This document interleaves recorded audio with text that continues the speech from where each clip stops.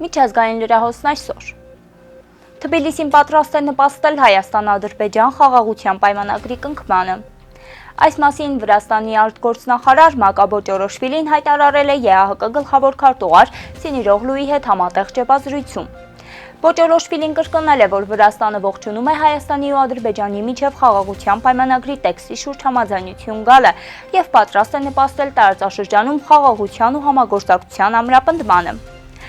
Ուրախ եմ, որ անցած շաբաթ Թբիլիսիում կայացավ Վրաստանի, Ադրբեջանի ու Հայաստանի փոխարտգործնախարարների եռակողմ հանդիպումը։ Ես նաև հուսով եմ, որ այս ձևաչափով մենք կկարողանանք համագործակցել հանուն տարածաշրջանի բարգավաճմանը, նշել է նա։ Բոճորիշվիլին ասել է, որ Վրաստանը մեծ նշանակություն է տալիս տարածաշրջանային համագործակցությանը, հատկապես այն նախագծերի իրականացմանը, որոնք կնպաստեն տնտեսական զարգացմանը։ Ֆրանսիայի արտգործնախարար Ժան-Նոել Բարոն Ռուսաստանի նախագահ Վլադիմիր Պուտինի Սուրբ Զատկի կապակցությամբ հայտարարած մեկօրյա զինադադարը որակել է որպես մարքեթինգային հնարք։ Զատկի հրադադարը, որը նա Պուտինը անսպասելի հայտարարեց, մարքեթինգային գործողություն էր, որի նպատակը Թրամփի համբերության արտահայտումն ու զայրույթը կանխելն էր, ասել է Ժան-Նոել Բարոն։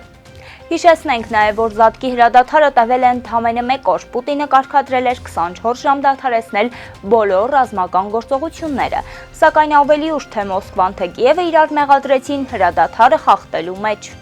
Մոսկվան անհանգստացած է Եվրամիությանը անդամակցելու Երևանի ձգտմամբ։ Այս մասին ասել է Ռուսաստանի Դաշնության արտգործնախարարության փոխնախագահ Ալեքսանդր Գրուշկոն։ Նրա խոսքերով Հայաստանը վտանգում է կորցնել ԵԱՏՄ-ի առավելությունները, եթե Արևմուտքը նրան ներքաշի իր աշխարհաքաղաքական խաղերի մեջ։ Տասի այն հարցին, թե արդյոք Մոսկվան մտահոգված է ԵՄ-ին միանալու Երևանի ձգտումներով, Գրուշկոն դրական պատասխան է տվել։ Բնականաբար Հայաստանի ԵՄ-ին անդամակցելու ձգտումները մտահոգիչ են, քանի որ նման ձգտումներն անհամատեղելի են ԵԱՏՄ-ին այս երկրի անդամակցության հետ, և մենք այդ մասին խոսում ենք հայ գործընկերների հետ մեր բազմաթիվ շփումներում, նշել է դիվանագետը։ Հայտնի է, որ ԵԱՏՄ-ին մասնակցության շնորհիվ Հայաստանը դինամիկ զարգանում է և տնտեսական աճ է նկատվում Երևանի համար բոլոր առանցքային ոլորտներում։ Եվ սա հսկայական հարստություն է, որը Հայաստանը կարող է կորցնել, եթե Արևմուտքը նրան ներքաշի իր աշխարհաքաղաքական խաղերի մեջ, փորձելով պոկել Հայաստանը Ռուսաստանից և այլ բնական դաշնակիցներից, ընդգծել է փոխնախարարը։ Ռուսաստանի Դաշնության նախագահ Վլադիմիր Պուտինը բազմիցս հայտարարել է, որ պատրաստ է ուկրաինական կողմի հետ շփումներին։ Այս մասին ասել է Ռուսաստանի Դաշնության նախագահի մամուլի քարտուղար Դմիտրի Պեսկովը։ Պեսկովի խոսքերով Մոսկվան պատրաստ է քննարկել Ուկրաինայի նախագահ Վլադիմիր Զելենսկու առաջարկը միմյանց քաղաքացիական ենթակառուցվածքների վրա հարձակումները դադարեցնելու վերաբերյալ։ Նա նաև նշել է, որ Ռուսաստանի ու Ուկրաինայի միջև բանակցությունների կոնկրետ ծրագրեր այս պահին չկան։ Բանակցելու պատրաստակամության մասին Կիևից և Մոսկվայի հայտարարությունները հնչում են ԱՄՆ իշխանությունների նախազգուշացման ֆոնին։ Հիշեցնենք, որ Ամերիկայի Միացյալ Նահանգների նախագահ Դոնալդ Թրամփը անցյալ շաբաթ սպառնաց հրաժարվել միջնորդական ջանքերից, եթե կողմերը շարունակեն ձգձգել քայլերը 4-րդ տարին ընթացող պատերազմը դադարեցնելու ուղղությամբ։ Ուկրաինան պահպանում է իր առաջարկը չհարվածել առնվազն քաղաքացիական թիրախներին, և մենք սպասում ենք Մոսկվայից հստակ պատասխանի, երեկ հայտարարել է Ուկրաինայի նախագահ Զելենսկին։ Քաթարի ու Եգիպտոսի միջնորդները Գազայում պատերազմը դադարեցնելու նոր առաջարկ են ներկայացրել։ Այս մասին հայտնում է BBC-ն վկայակոչելով բանակցությունների ընթացքին ծանոթ պաղեստինյան աղբյուրները։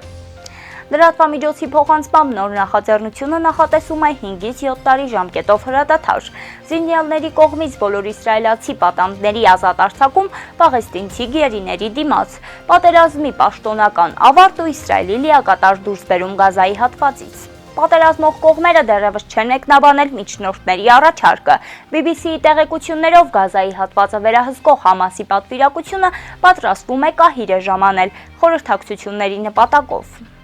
Արևմուտքի կողմից ահաբեկչական կառույց ճանաչված խմբավորումը անցյալ օրերին մերժել էր Իսրայելի առաջարկը, որը նախատեսում էր իսլամիստների զինաթափում 6 շաբաթյա զինադադարի դիմաց։ Հրադադարի շուրջ կողմերի վերջին համաձայնությունը խախտվել է շաբաթներ առաջ, երբ Իսրայելը վերսկսեց օդային հարվածները։ Ըստ Գազայի առողջապահության նախարարության վերջին 2 օրվա ընթացքում իսրայելական օդուժի հարվածների հետևանքով զոհվել է 22 պաղեստինցի, ևս 45-ը վիրավորվել։ Դա ինչ այսօրվա համար այսքանը, մնացեք Օրագիր Նյուզի հետ։